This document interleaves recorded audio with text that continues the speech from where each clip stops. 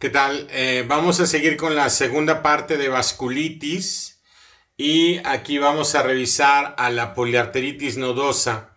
Ya las vasculitis que son positivas a los anticuerpos contra el citoplasma de los neutrófilos. En el caso de la panarteritis o poliarteritis nudosa o nudosa, vamos a encontrar un personaje importante que seguramente habrán escuchado en otras charlas, en otras especialidades. Adolf Kussmaul, alemán, hijo y nieto de médicos, quien estuvo directamente relacionado con la descripción de lo que hoy conocemos como panarteritis nodosa. Es una vasculitis necrosante o necrotizante sistémica que afecta a las arterias de mediano calibre. A esto se le ha descrito como la panarteritis nodosa clásica y es rara, es poco frecuente, 6.2 casos por millón en España.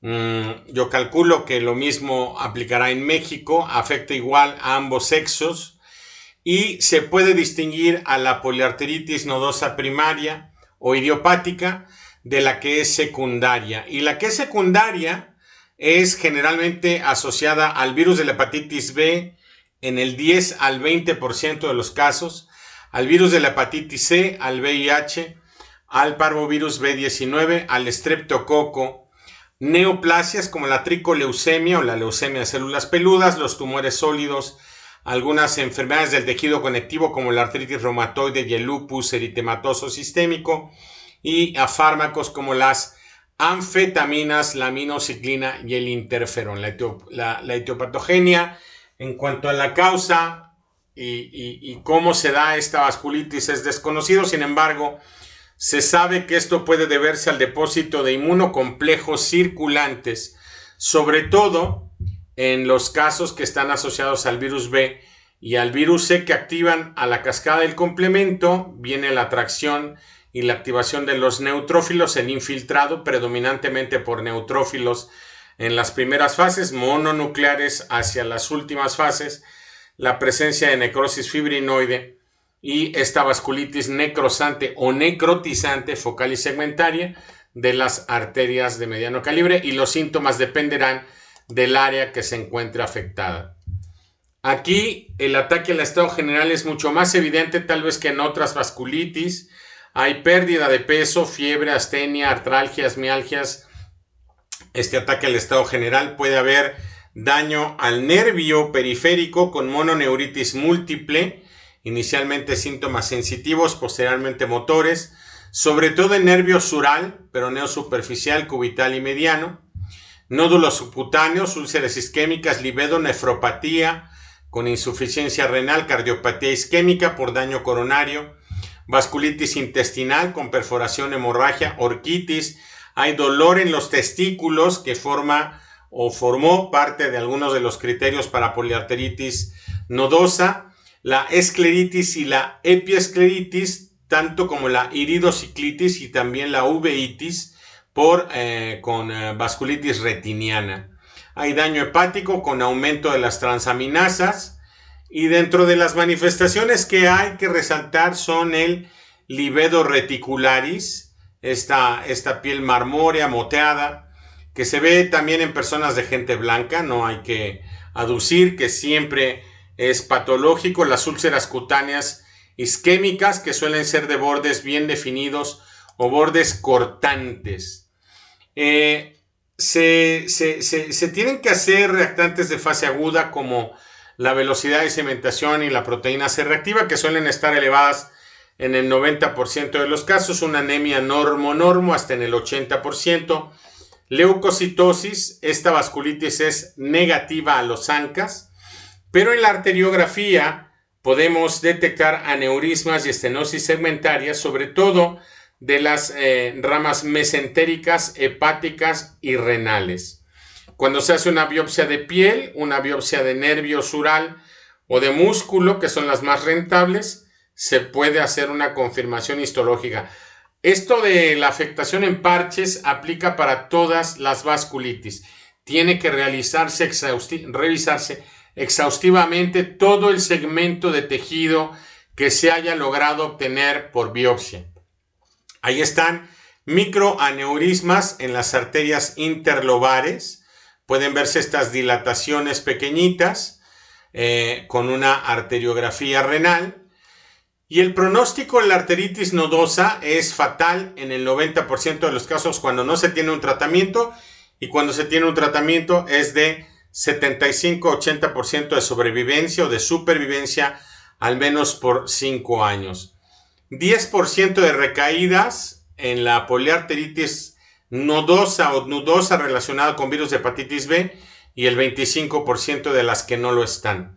Los primeros 6 meses de tratamiento son críticos, hay que seguir al paciente cuidadosamente y el pronóstico empeora si se es adulto mayor, más de 65 años, si se es hipertenso o si se requiere de cirugía abdominal. Estos criterios son los de los que yo les hablaba hace un momento, donde está incluido el dolor testicular, la libido reticularis, la pérdida de peso, que aunque aquí viene marcada como 4, es de más del 10% del peso habitual, mononeuropatía o polineuropatía, una hipertensión de novo, alteraciones en los asuados, presencia del virus B, la arteriografía y las biopsias. 1990, criterios de clasificación del American College of Rheumatology con una especificidad del 86,6 y una sensibilidad del 82%, con la presencia de 3 o más criterios para esto. El tratamiento de la poliarteritis nodosa asociada al virus de la hepatitis B son corticoides, 1 miligramo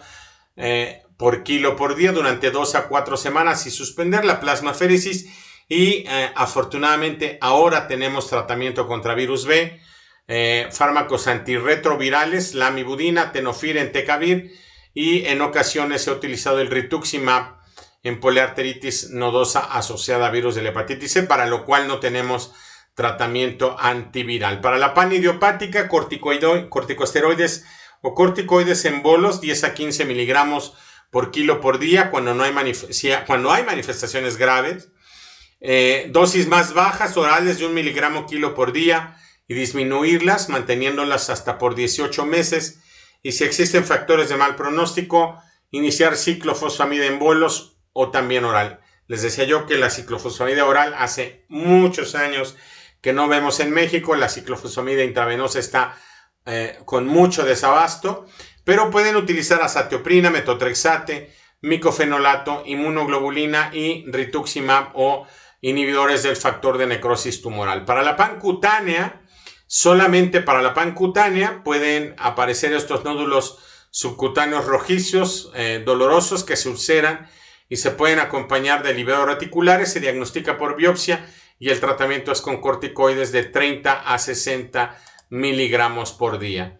Vamos a pasar a la vasculitis positiva para los anticuerpos contra el citoplasma de los neutrófilos. Y estas son vasculitis necrosantes y granulomatosas que afectan a vasos de pequeño calibre y que comparten esta positividad a los anticuerpos contra el citoplasma de los neutrófilos, también conocidos como ANCAS. En la clasificación habitual aquí está la poliangitis microscópica, la granulomatosis con poliangitis antes Wegener y la granulomatosis eosinofílica con poliangitis, antes llamada Churg-Strauss en este apartado. Estas son las que les acabo de mencionar. Vamos a pasarnos a la epidemiología. Hablaremos de granulomatosis con poliangitis de 4.9 a 10.5 casos por millón. La poliangitis microscópica 0. a 11.6 casos por millón y la eosinofílica con 0. a 6.8 casos por millón. El predominio es en caucásicos, en blancos. La edad a la que se presenta es alrededor de los 55 años y las manifestaciones clínicas son sobre todo del tracto respiratorio superior, auditivas, traqueobronquiales, pulmonares, renales, oculares, articulares, gastrointestinales, cardíacas y neurológicas, muy probablemente en ese orden de frecuencia. Sobre todo el tracto respiratorio superior y auditivo es lo que más se afecta.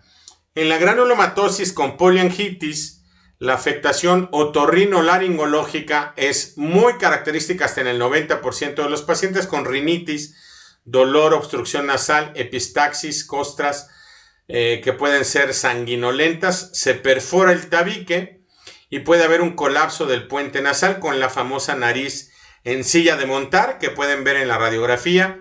Sinusitis que puede detectarse por unas radiografías de senos paranasales o más específicamente con una tomografía. En la eosinofílica, la rinitis está en el 70% de los casos, aunque esto puede ser, junto con el asma, la manifestación más precoz. Esto puede presentarse años antes y puede requerir en algunos casos de polipectomías. La sordera de conducción por disfunción de la trompa de Eustaquio es mucho más frecuente junto con la sordera neurosensorial o sensorineural en la granulomatosis con poliangitis y en la eosinofílica la sordera de conducción. En la granulomatosis con poliangitis podemos encontrar la estenosis subglótica y bronquial, que son muy típicas. Aquí hay que hacer diagnóstico diferencial y esto lo acabo de detectar en un paciente recientemente con la enfermedad por IgG4 y la ronquera, tos, silbidos, estridores. En las pulmonares hay diferencias importantes. En la granulomatosis con poliangitis, los infiltrados alveolares por la capilaritis pueden llegar a producir hemoptisis y hemorragia, y hay nódulos e infiltrados alveolares fijos que pueden conducir a una hemorragia pulmonar masiva o fulminante. Estas cavitaciones se pueden ver en la poliangitis microscópica.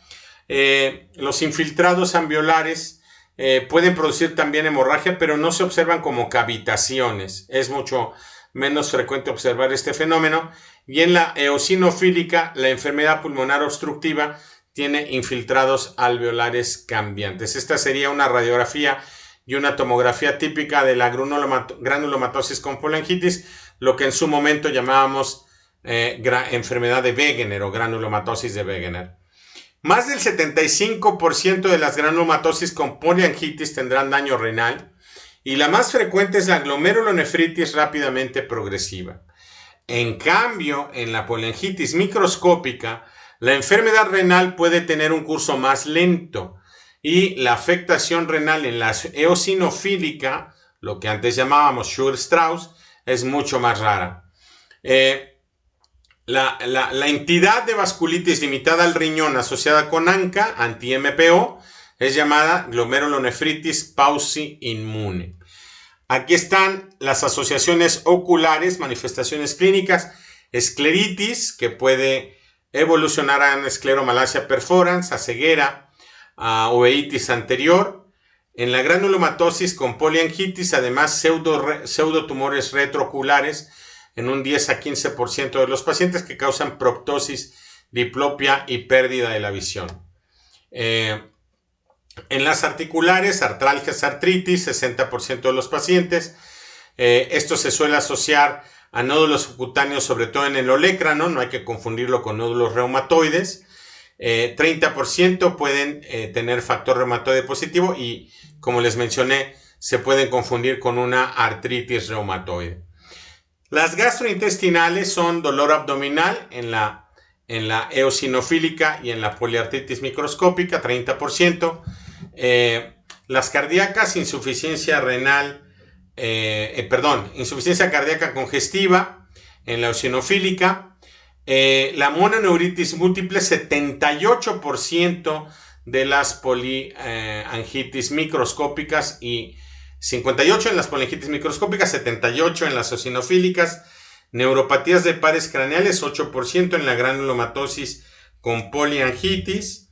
Y lesiones en masa o paquimeningitis en la granulomatosis con poliangitis. Lesiones a nivel neurológico también pueden ser observadas. La anatomía patológica puede variar en cuanto a la descripción que nos dan los anatomopatólogos. La vasculitis necrosante o necrocitante y granulomatosa en vasos de pequeño calibre, no lo olviden, en lo que llamábamos Wegener o granulomatosis con poliangitis.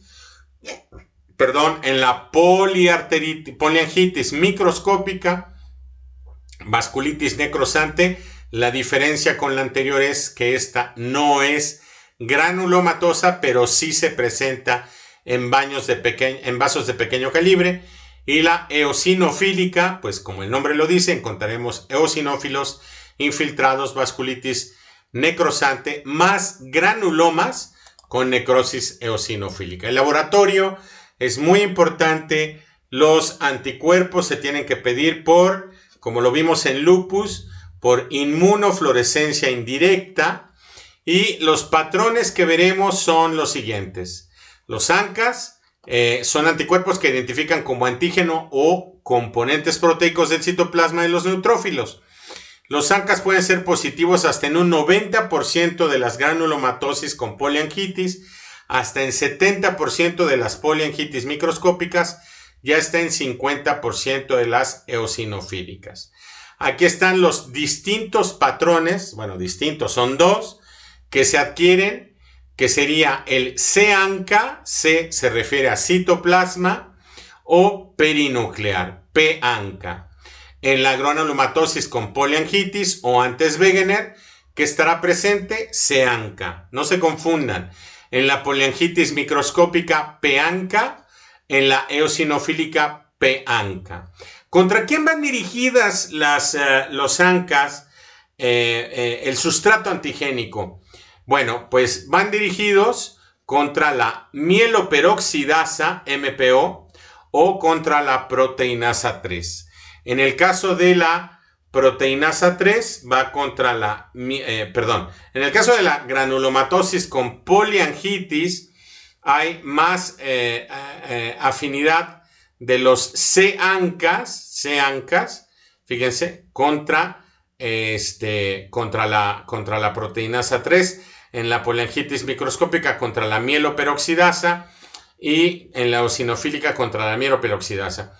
Una mnemotecnia para que se acuerden: C-ANCA se observa en granulomatosis con poliangitis y C es la tercera letra del alfabeto, ABC, por lo tanto está dirigida contra proteinasa 3.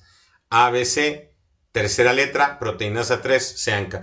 Espero no haberlos hecho bolas, pero es una forma relativamente adecuada de no confundirse con esto de los C-ANCAs y los P-ANCAs y contra quién van dirigidos. Bueno, pues un ANCA positivo sin confirmación PR3 o MPO son de utilidad limitada. Un ANCA negativo no excluye la vasculitis asociada a ANCAs, 10 al 15% de los casos.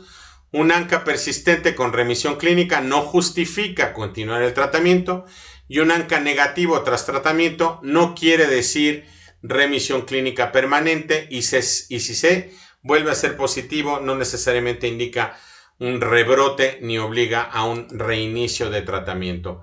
Los factores desencadenantes están identificados: la exposición al sílice cristalino, portadores de Staphylococcus aureus en la nariz, consumo de hidralacina, minociclina, propiltiuracilo, cocaína adulterada con levamisol. Existe una predisposición genética en pacientes anti-PR3 con el HLA-DP, en anti-MPO o mieloperoxidasa con el HLA-DQ, el DRB1-1501 sobreexpresado en pacientes con granulomatosis con poliangitis o poliangitis microscópica en europeos, y el DRB1-1503 en pacientes afroamericanos. La etiopatogenia, o hablando sobre etiopatogenia, esta externalización de epítopos críticos activa células T, que a su vez activan la producción de ANCAs por células B. Los ANCAs se unen a la PR3 y al MPO en la superficie de los neutrófilos y así activan la vía alterna del complemento, lo que produce un exceso de C5A que induce la unión a la célula endotelial, a la degranulación del neutrófilo y actúa como un quimio atrayente de más neutrófilos. Esta degranulación lleva finalmente a la necrosis, a la inflamación y posteriormente a la necrosis de la pared vascular.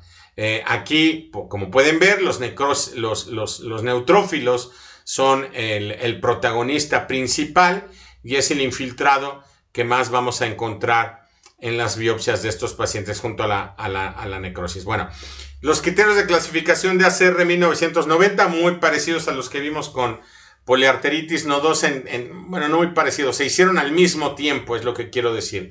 En el caso de la glomerulonefritis con poliangitis, la granulomatosis con poliangitis, como ven hay muchos términos que se pueden confundir, las úlceras orales, dolorosas o indoloras o secreción nasal purulenta, la radiografía de tórax con nódulos infiltrados o cavidades, microhematuria o cilindruria, biopsia con granulomas. 2 de estos 4 criterios tienen una sensibilidad del 82% y una especificidad del 92%. En el caso de la eosinofílica, el antecedente de asma, la eosinofilia, la mononeuro o la polineuropatía, los infiltrados, las anomalías en los senos paranasales, la biopsia con eosinófilos extravasculares, con al menos 4 de estos 6, la sensibilidad del 85% y la especificidad del 99.7%.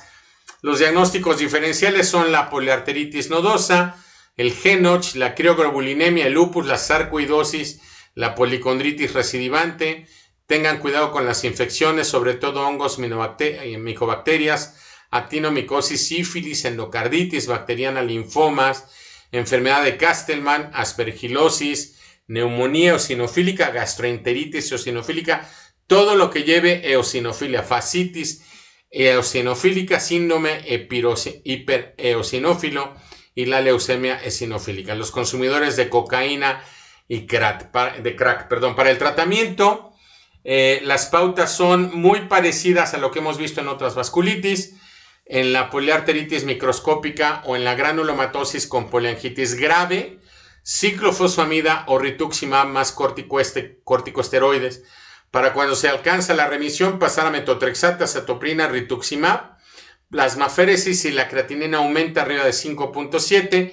Y para enfermedad refractaria, ciclofosfamida rituxi, dependiendo de lo que se haya puesto inicialmente, y terapias experimentales como eculizumab, un anti-C5, actúa sobre el complemento. Para las formas no graves, metotrexate más corticoides. Para la remisión, metotrexate, corticoides, tratando de quedarnos con metotrexate como ahorrador de corticoides.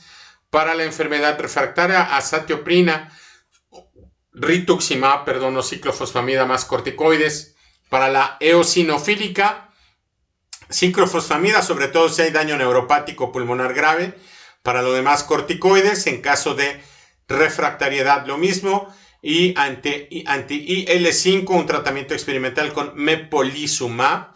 Y algo que es muy importante, jóvenes, grábense, los anti-TNF en la granulomatosis de Wegener no son eficaces.